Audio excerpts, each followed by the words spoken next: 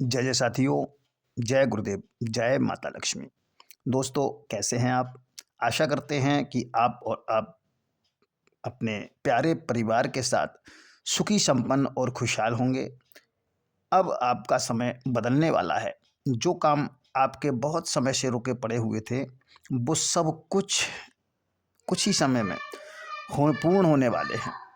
जो मुसीबतें आपके पास आने वाली थीं, उसने अपना रास्ता आज से बदल लिया है। यह वीडियो आपके साथ सौभाग्यशाली होने वाली है। तो दोस्तों, अगर आप बहुत मेहनत करते हैं, लेकिन धन रुकता नहीं है, आता है और अचानक से चला जाता है। घर में खर्चे बढ़ते चले जा रहे हैं। कर्ज, ज़िम्मेदारियाँ या अचानक पैसों की ज़रूरत आ पड़ती है। तो आज का यह वीडियो आपके लिए बहुत ही विशेष और ध्यान से सुनने वाला है। आज मैं आपको बताने जा रहा हूँ शुक्रवार का एक अत्यंत सरल लेकिन शक्तिशाली प्रयोग, जो मैंने स्वयं आस्था से किया है और हमारे साथ-साथ अनेकों लोगों को इसका लाभ भी मिला है। वीडियो को अंत तक ज़रूर देखिए, क्योंकि एक छोटी-सी गलती इस प्रयोग का प्रभाव कम कर सकती है। तो दोस्तों, शुक्रवार के दिन भगवान शुक्र और माता महालक्ष्मी को समर्पित होते हैं।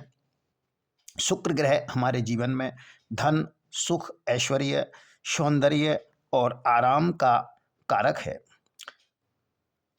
और जब शुक्र मजबूत होता है, तो धन अपने आप रास्ता खोज लेता है। आज के इस प्रयोग में सिर्फ 3 चीज़ों की ही आवश्यकता पड़ेगी। पहली चीज़ है एक छोटी-सी हरी इलायची,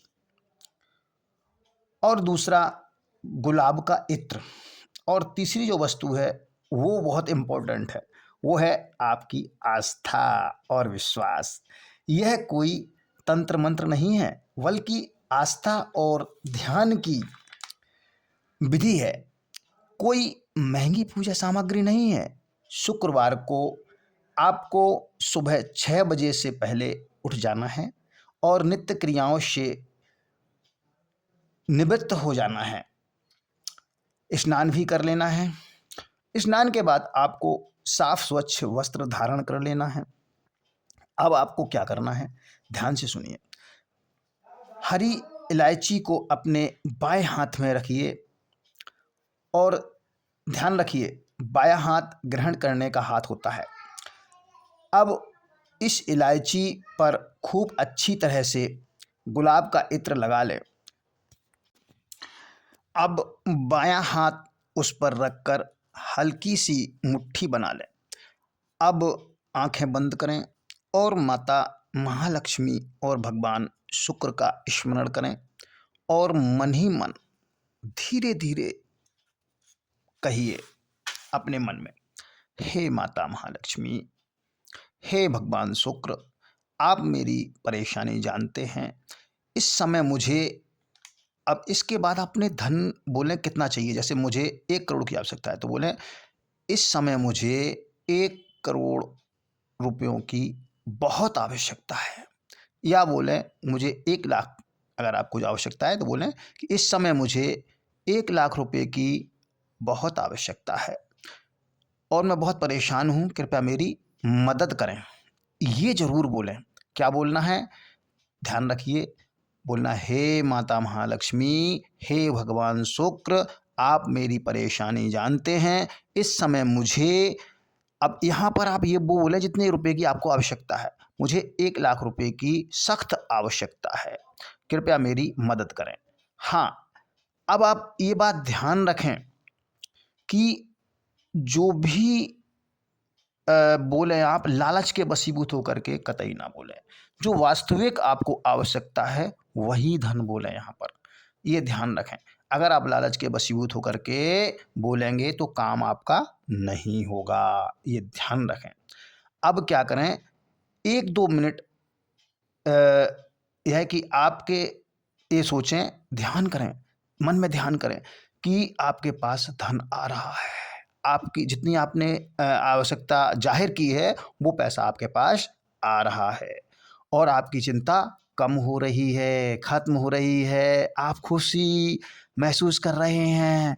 अब मन शांत हो रहा है, चेहरे पर संतोष है। ध्यान ही इस प्रयोग की आत्मा है। ध्यान रखिए, जो आप ध्यान करेंगे यह इस प्रयोग की आत्मा है। इसी ध्यान में रहते हुए इस विशेष मंत्र का 27 बार जाप करें आप। वो विशेष मंत्र क्या है? मंत्र है ओम शुम शुक्राय नमः। मंत्र एक बार फिर सुन लीजिएगा, ओम शुम शुक्राय नमः। ये मंत्र है, स्क्रीन पर भी आपको दिखाई दे रहा होगा। तो यही मंत्र आपको बोलना है। गिनती आप उंगलियों से भी कर सकते हैं, इसमें कोई दिक्कत नहीं है। मंत्र स्पष्ट और श्रद्धा से बोलें। जब आपका जप पूरा करन हो जाए तो उसके बाद इस इलायची को अपनी पॉकेट में या अपने पर्स में या धन रखने के स्थान में लाल कपड़े में लपेट करके, छोटा सा कपड़ा ले लें, उसमें लपेट करके रख दें और इसे 1 महीने तक अपने पास रखें। दोस्तों, अगर यह प्रयोग श्रद्धा, नियम से और बिना शक के किया जाए तो आप स्वयं अनुभव करेंगे कि अचानक धन के रास्ते खुलने लगे हैं, रुके हुए पैसे मिलने लगेंगे, कोई ना कोई अवसर बनता चला जाएगा और धन खिंचा चला आएगा। आप चाहें तो हर महीने की शुक्रवार को इस प्रयोग को दोहरा सकते हैं। पुरानी इलायची को किसी पीपल के पेड़ की जड़ में या नदी में विसर्जित कर दें। दोस्तों, यह प्रयोग तभी सफल होगा जब हम इस पर विश्वास रखेंगे। अगर वीडियो अच्छा लगा हो आपको तो लाइक जरूर करें और शेयर भी अवश्य कर दें, क्योंकि जिसको भी आपके नज़दीकी व्यक्ति, मित्र या आपके किसी रिलेटिव्स को इसकी आवश्यकता हो तो उसके पास ज़रूर आप इसको भेज दें। यदि ऐसे ही दिव्य प्रयोग आप चाहते हैं तो मेरे इस चैनल को सब्सक्राइब ज़रूर करें। तो साथियों, ये आज का उपाय था, बेहतर उपाय है। अब अंत में आपके लिए एक छोटा सा दिव्य संदेश मैं आपको बताने जा रहा हूँ। तो वो दिव्य संदेश क्या है, सुनिएगा। दोस्तों, आप अपने बड़ों का सदा सम्मान करें। यदि आप धन और वैभवशाली बनना चाहते हैं तो वास्तव में लोभ लालच को छोड़ करके निस्वार्थ भाव से अपने माता पिता की सेवा करें और अपने बड़ों का आदर करें और कभी भी लोभ लालच में ना पड़ें। देखिए, एक छोटी सी हार्ट टचिंग कहानी आपको सुना रहा हूँ मैं। एक बेटा था, बाप बेटे थे, उनका इकलौता ही बेटा था वो। तो वो क्या है कि रोज़ाना अपने दोस्त यारों के साथ निकल जाता था घूमने के लिए।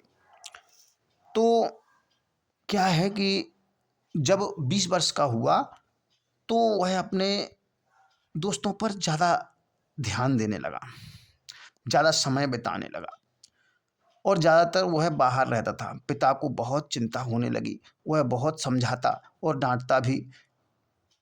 वह बेटा अपनी माँ से कहता कि पता नहीं पापा किस ख्यालात के में जीते हैं, पुराने ख्यालातों में जीते हैं, मुझे घर में बांध कर रखना चाहते हैं। तब माँ उसे बहुत समझाती कि बेटा, तेरे पिता तुझे बहुत प्यार करते हैं, इसीलिए उन्हें तेरी चिंता होती है, तेरा भविष्य अच्छा हो इसलिए वह तुझे डांटते हैं। तो बोलता है नहीं माँ, वो मुझसे नफरत करते हैं, मुझसे नफरत करने लगे हैं, पुराने ख्यालातों में जीते हैं। मैं मॉडर्न हूँ, मॉडर्न हिसाब से रहता हूँ और वो मुझे डांटते रहते हैं। तो एक बार उसने हद ही कर दी। बहुत देर रात में आया उसका बाप, बाहर जाग करके पूरी रात जागता रहा, लेकिन जब वो अर्धरात्रि में जब आया तो उसके बाप ने कहा बेटा आ गया, बस इतना कहना था कि बेटा आग बबूला हो गया। बोले तुम अभी भी जाग रहे हो, तुमको शर्म नहीं आती? और सो जाते, मेरा ही वेट करते रहते हो, मेरे ही पीछे पड़े रहते हो। अब तो बहुत हो गया और मैं यहाँ इस घर में अपने बिल कतई नहीं रहूँगा। बाप बड़ा चिंतित होता है, दुखी भी होता है बहुत ज़्यादा, लेकिन कर क्या सकता था। बेटा क्रोध के आवेश में आ गया, क्योंकि वो गलत काम करने वाला हमेशा क्रोधी होता हो जाता है और क्रोध करता है। तो क्या हुआ कि वो बेटा उसी समय मुझे इस घर में नहीं रहना है, और वो बाहर चला जाता है। अब वो बाहर चला जाता है, बाप को बड़ी चिंता होती है, बेचारा पिता क्या करे। पिता एक फ़ोन उठाता है, कहीं फ़ोन करता है, और वो बेटा चला जाता है। अब बेटा जब जाता है तो बेटा चलते-चलते निकल तो गया, आया है क्रोध में, लेकिन अब बाहर आकर के क्रोध जब ठंडा होता है, सोचता है कहाँ जाएँ? घर से तो निकल आए हैं, और बाप से भी बोला है कि तू मेरा कोई नहीं है, रिश्ता तेरा तेरा मेरा खत्म हो गया। ये बोल करके निकलता है वो।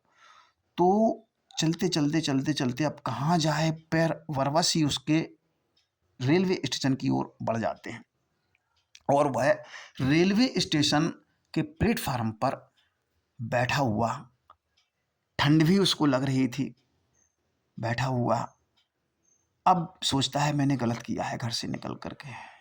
घर में तो मैं जाकर के आराम से सो जाता, कितनी मुसीबत है, अब मैं कहाँ जाऊं।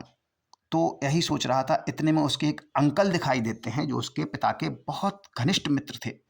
वो आते हैं, अरे बेटा तू यहाँ बैठा है, क्यों बैठा है, क्या बात है। होता है कुछ नहीं अंकल, थोड़ा सा ऐसे ही। अरे नहीं नहीं बेटा बोल, बता क्या बात है, यहाँ क्यों बैठा है, कहाँ जा रहा है। बोले पता नहीं कहाँ जा रहा हूँ, लेकिन मैं घर से निकल आया हूँ, घर से थोड़ा सा पिताजी से लड़ाई हो गई तो मैं आ गया। अरे बोले नहीं चल तू मेरे साथ। वो अपने घर उसको ले जाते हैं, और उसको उसका ध्यान रखते हैं, हर महीने उसे पॉकेट मनी भी देते हैं, जो पिता देता था उससे ज़्यादा ही पॉकेट मनी वो उसको देते हैं, और उसके लिए नौकरी की तलाश भी करते। बोले बेटा वो पॉकेट मनी अपने अंकल से नहीं लेता, उसको शर्म आती है, और वो सोचता है, बोले अंकल जी मुझे कोई काम ढूंढ दीजिएगा, मैं काम करूँगा। तो होते होते अंकल जी ने एक काम बताया, बोले बेटा तू फला ऑफिस में चला जा और मेरे लिए बोल देना, आपको काम मिल जाएगा। वहाँ वो जाता है, तो वहाँ काम उसे मिल जाता है। अब पहले महीने की सैलरी जब वो लेकर के आया, तो उसने अंकल के हाथ में रखी, बोलता है अंकल जी लो, इस पहली सैलरी पर आपका हक है, ये मुझे पहली सैलरी मिली है और इस पर आपका हक है, रखिएगा। बोलता है नहीं बेटा, इसमें ये चाह करके तू अपने पिता के हाथ में रख। तो वो क्रोधित हो जाता है, पिता जिसने मुझे घर से निकाल दिया, एक बार भी नहीं पूछा कि वो कहाँ है, और उसके हाथ में रखूं, मैंने रखूंगा, ये आप रखिए, आपका हक है। बोले बेटा तुझे शर्म आनी चाहिए, तुझे मालूम है कि जब तू घर से निकला था तो तेरे पिता ने ही मुझे फ़ोन करके बोला था कि जाओ मेरा बेटा घर से छोड़ कर के निकल गया है, उसे अपने घर पे अच्छी तरह से रखना, कोई कष्ट नहीं देना। और जो पैसा मैं तुझे हर महीने देता था वो कौन देता था मालूम? तेरा पिता ही मुझे देता था, और वही पैसा मैं तुझे देता था। और ये जो नौकरी तेरी लगी है वो किसकी सिफ़ारिश से लगी है मालूम? मेरी सिफ़ारिश से नहीं लगी है, वो तेरे पिता की सिफ़ारिश से लगी है। इतना सुनते ही बेटे की आंखों में आंसू झरझर बहने लगते हैं, वो बहुत रोने लगता है, और रोते हुए एकदम मन में बहुत गुबार उठ रहा था कि मेरे पिता मुझे इतना चाहते हैं, मेरा इतना ध्यान रखते हैं, और मैंने क्या सोचा था उनके बारे में। वो पैसा लेकर के अंकल से वो भागता है, सीधा अपने पिता के पास आता है। पिता अपने फूलों में क्यारी में पानी दे रहे थे, तो बोलता है पापा, पापा। तो बोलता है कौन है तू, निकल जा मेरे घर से, क्यों आया है यहाँ पर। बोले पापा मैं तुम्हारा इकलौता बेटा हूँ, और मुझे ऐसा कह रहे हो। बोले तू तो रिश्ता खत्म करके गया था ना, तू बोल रहा था कि तुम मेरे कोई नहीं हो, तो भाई मेरा जब कुछ भी नहीं हो, मैं कुछ नहीं रखता हूँ, तो क्यों आया है तुम यहाँ। बोले नहीं पापा माफ़ कर दो, मैं अपनी मुझे गलती का एहसास हो गया है, मुझे माफ़ कर दीजिएगा, और मुझे सब मालूम है पिता पापा, आप मेरे वास्तव में पिता से बड़ा दुनिया में कोई नहीं है पापा, मैं समझ चुका हूँ, और आप मुझे अब क्षमा कर दीजिए, माफ़ कर। कान पकड़ के वो बहुत रोता है, तो पापा पिता उसके पिता को दया आ जाती है। वो पिता तो चूंकि कर ही रहा था सब, तो उसने बताया मुझे अंकल ने सब बता दिया है। तो वो कहता बेटा तेरे जाने के बाद मैं एक पल भी नहीं रह पाया। तब दोनों गले मिलते हैं, और फिर वो अपनी सैलरी निकालता है और पिता के हाथ में रख देता है। पिता बोलता है बेटा रख, इस ये तू तू ही रख, बोले नहीं पापा, ये आप रखिए, आप जैसे घर चलाते थे वैसा ही चलाइए, ये पकड़िए, मुझे सिर्फ 1,000 रुपये पॉकेट मनी मेरी दे दीजिएगा। तब उसका पिता 1,000 रुपये उसे पॉकेट मनी भी देता है और वो खुशी खुशी रहने लगता है। तो मेरा कहने का मतलब ये है कि भाइयों, दोस्तों मेरे, आप लोग प्रेम से घर में रहिएगा, अपने माँ बाप की सेवा करिएगा और आपको भी धन वैभव सुख संपत्ति या ये जितने भी प्रयोग प्रयोग मैं बताता हूँ वो तभी सफल होंगे जब आप माता पिता की सेवा करेंगे, बड़ों का सम्मान करेंगे, इज्जत करेंगे, मर्यादा से रहेंगे। तो साथियों, कैसी लगी आज की वीडियो? अगर अच्छी लगी हो तो लाइक और सब्सक्राइब जरूर कर दें।